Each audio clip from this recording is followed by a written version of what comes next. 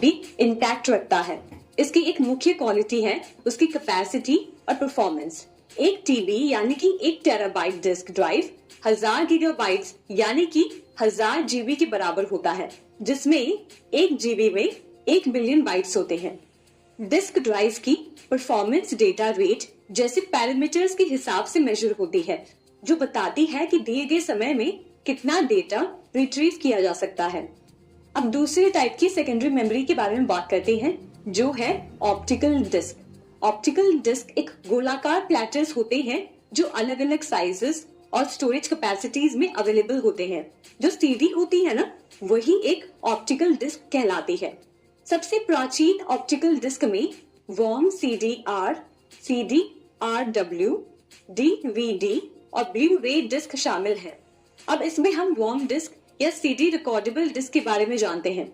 Warm का मतलब होता है राइट वंस रीड मेनी या फिर कॉम्पैक्ट डिस्क रिकॉर्डेबल या CDR। हम वॉर्म डिस्क या CDR में सिर्फ एक बार डेटा स्टोर कर सकते हैं CD रिकॉर्डिंग ड्राइव की मदद से। लेजर बीम का इस्तेमाल डेटा को डिस्क पर पढ़ने के लिए किया जाता है, जबकि डेटा डिस्क पर बिट्स की मदद से लिखा जाता है। अब अगली टाइप के सेकेंडरी मेमोरी के बारे में जानते हैं, जो है compact disc read write. Compact disc read write एक वॉर्म डिस्क की तरह है, बस इसमें डेटा को आप मल्टीपल टाइम्स लिख और मिटा सकते हैं। अब नेक्स्ट है डिजिटल वर्सेटाइल डिस्क यानी कि DVD। ये एक ऑप्टिकल स्टोरेज डिवाइस है जो CD की तरह दिखता है, लेकिन इसमें स्टोरेज कैपेसिटी 4.7 GB से लेकर 8.5 GB तक होती है। DVD को सिंगल लेयर डिस्क या डबल लेयर डिस्क में डिवाइड किया जा सकता है। इसका इस्तेमाल हाई क्वालिटी फिल्म्स और ऑडियो फाइल्स को स्टोर करने के लिए होता है। अब नेक्स्ट है ब्लू रे डिस्क। इसका इस्तेमाल हाई डेंसिटी डेटा को रिकॉर्ड या स्टोर करने के लिए किया जाता है, जो लेजर बीम की मदद से होता है। इसकी स्टोरेज कैपेसिटी 50 से लेकर 500 GB होती है। अब नेक्स्ट है पेन ड्राइव या फ्लैश मेमोरी। ये एक छोटा सा पोर्टेबल डिवाइस है जो एक USB पोर्ट की मदद से कंप्यूटर से कनेक्ट किया जा सकता है। इसके अलावा ये केपेबल है कि वो डेटा स्टोर कर सके जब भी ये कंप्यूटर से डिस्कनेक्टेड हो। इसे आसानी से अलग किया जा सकता है और इसे आप कहीं पे भी सेफली कैरी कर सकते हैं। अब नेक्स्ट है smart media card. Smart media card एक प्रकार का मेमोरी कार्ड है जो इलेक्ट्रॉनिक डिवाइसेस में डेटा स्टोर करने के लिए इस्तेमाल होता है। ये कार्ड ओरिजिनली सोनी और तोशिबा के कोलैबोरेशन में डेवलप किया गया था। इसका प्राइमरी इस्तेमाल डेटा स्टोरेज, ट्रांसफर और शेयरिंग के लिए होता है। ये कार्ड कॉम्पैक्ट और लाइट वेट होता है, इसलिए इसे अक्सर डिजिटल कैमरास और अदर पोर्टेबल डिवाइसेस में यूज किया जाता है। अब अगला है सिक्योर्ड डिजिटल कार्ड। ये एक दूसरी जनरेशन का मल्टीमीडिया कार्ड है। इसकी खास बात ये है कि इसमें डेटा को लॉक और प्रोटेक्ट करने की कैपेबिलिटी होती है। इसमें 2 वेरिएंट्स होते हैं। सबसे पहला है माइक्रो SD कार्ड। ये स्मार्टफोन्स में डेटा स्टोरेज के लिए यूज किया जाता है। इसमें डेटा को सिक्योर रखने की कैपेसिटी होती है। और दूसरा है मिनी SD कार्ड। ये माइक्रो SD कार्ड से छोटा होता है और उसके सारी क्वालिटीज भी रखता है।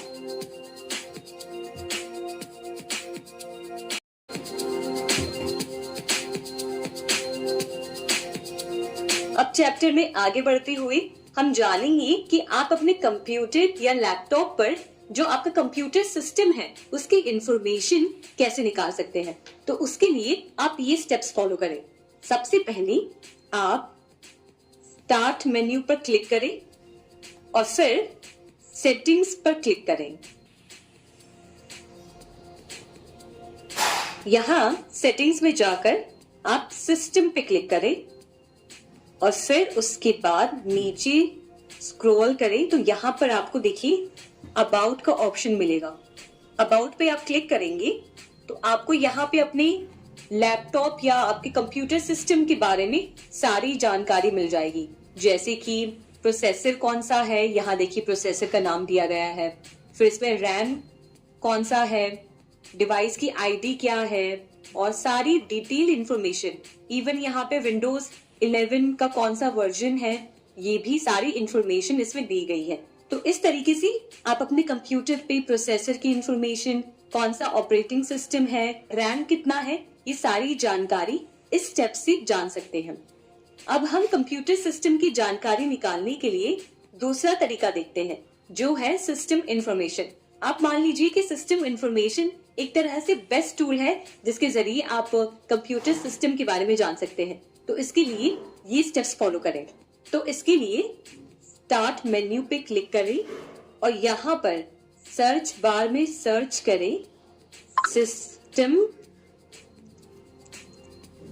इंफॉर्मेशन। एक बार जब सिस्टम इंफॉर्मेशन का पेज खुल जाए तो आप देखेंगे कि आपके कंप्यूटर सिस्टम से रिलेटेड सारी इंफॉर्मेशन आपको यहाँ पर दिख रही होगी, जैसे कि कौन सा वर्जन है, सिस्टम का नाम क्या है, मॉडल नंबर, सब कुछ, प्रोसेसर की डिटेल्स, सारी डिटेल्स आपको यहाँ पर दिख रही होगी। समझिए कि मुझे ग्राफिक कार्ड्स की इंफॉर्मेशन निकालकर उसे फाइल में कन्वर्ट करना है। तो उसके लिए मैं सिस्टम इंफॉर्मेशन में जाकर कंपोनेंट्स में डिस्प्ले पर क्लिक करूंगी और यहाँ पर देखिए डिस्प्ले की सारी इंफॉर्मेशन आ गई है। और यहाँ पर जो फाइल मेन्यू है इस पर क्लिक करूंगी, एक्सपोर्ट पर क्लिक करूंगी और यहाँ पर आप जो भी लोकेशन जहाँ पे आप इस फाइल को स्टोर करना चाहते हैं वो लोकेशन यहाँ पर सिलेक्ट करें और फाइल का नाम दे दें और सेव कर दें। इस तरीके से आप अपने कंप्यूटर सिस्टम से रिलेटेड कोई भी इंफॉर्मेशन की एक फाइल भी बना सकते हैं और इजीली एक्सपोर्ट कर सकते हैं। अब आगे बढ़ते हुए हम तीसरा तरीका जानते हैं जिससे आप कंप्यूटर सिस्टम की जानकारी निकाल सकते हैं, वो है कमांड प्रॉम्प्ट। इसके लिए आप वापस अपने स्टार्ट मेन्यू पे जाएंगी और यहाँ पर क्लिक करेंगी। उसके बाद आप सर्च बार में सर्च करें कमांड प्रॉम्प्ट। देखिए ये यहाँ पर आ गया है ऑप्शन। आप इस कमांड प्रॉम्प्ट पर आप राइट क्लिक करेंगे। राइट क्लिक करने के बाद आपको देखिए यहाँ पे पहला ऑप्शन जो नजर आ रहा है रन एज एडमिनिस्ट्रेटर, आपको इस पर क्लिक करना है। एक बार आपने क्लिक किया ये विंडो ओपन होगी। इस विंडो में आपको यस पर क्लिक करना है और यहाँ पर देखिए कि इसमें आपको टाइप करना है system info. System info type करने के बाद आप अपने कीबोर्ड पर एंटर दबाएं और देखिए कि आपके कंप्यूटर सिस्टम से रिलेटेड सारी इंफॉर्मेशन यहाँ पे आ गई है, जैसे कि कौन सा ओएस वर्जन है, यानी कि कौन सा ऑपरेटिंग सिस्टम है, मैन्युफैक्चरर कौन है, बिल टाइप की डिटेल्स, मॉडल टाइप, सब कुछ, सारी इंफॉर्मेशन और अपडेट के बारे में सारी इंफॉर्मेशन आपको यहाँ पर मिल जाएगी। तो ये थे 3 तरीके जिसके जरिए आप कंप्यूटर सिस्टम की जानकारी अपने कंप्यूटर पे या लैपटॉप पर देख सकते हैं।